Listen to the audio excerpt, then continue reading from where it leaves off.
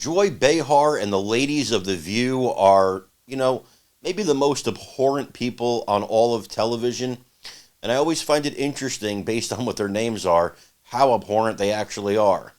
But Joy gave us a little bit of joy very recently when she talked about being fired from The View and no longer being around her friends.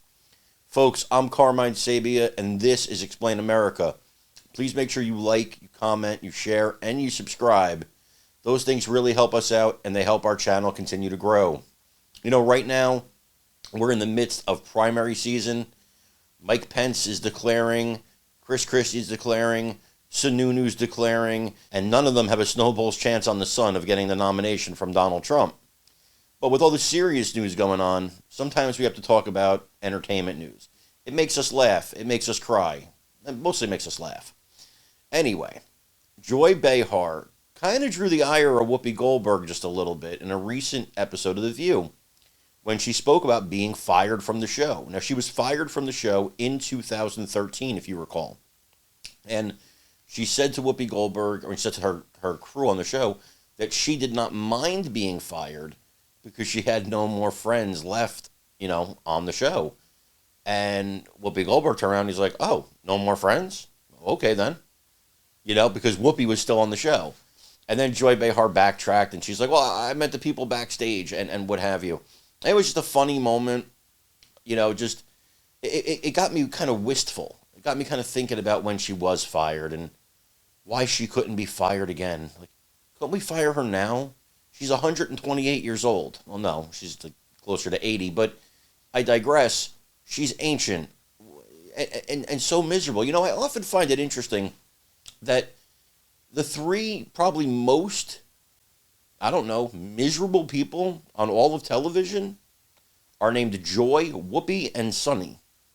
That's kind of interesting, isn't it? I mean, these are three absolutely miserable people, constantly angry, constantly talking about how they've been oppressed either for their race or their gender or whatever reason. The point is, they're always complaining. If they're not complaining about Donald Trump, they're complaining about Ron DeSantis. If they're not complaining about Ron DeSantis, they're complaining about another Republican or men in general or just the whole Republican platform, or complaining that their woke ideology is not being accepted by enough people to indoctrinate the masses at a quick enough speed. Again, absolute misery. And I watch the show. I watch the clips, and I do it for you.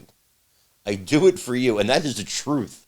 I mean, I say that kind of jokingly, but it's the truth. I do it for you. I don't want to watch the show, but I do it so I can tell you guys what's going on. And some people ask, well, why? Why do conservatives need to know what's going on there? Because I think it's important that you know what the other side's being indoctrinated with. You cannot battle an enemy you don't know. If you don't know what they're being told, if you don't know the lies they're being told, you can't counter those lies. So you need to know. So I watch a lot of stuff that you guys probably never want to watch, just so I can report about it to you. So you're welcome for that. It can be tiresome sometimes to watch these. Like I said, the most miserable people on the air, and I watch it sometimes and I say, they talk about they're fair because they have one Republican and four liberals on the show. And the one Republican always is an anti-Trumper.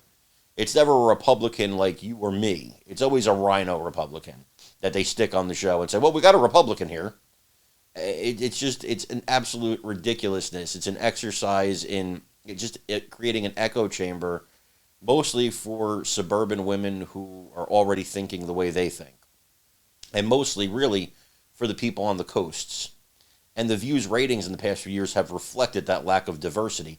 They talk about diversity all the time, but somehow that diversity never seems to include Republicans. So I don't think they really want to be too diverse. They just want to look diverse.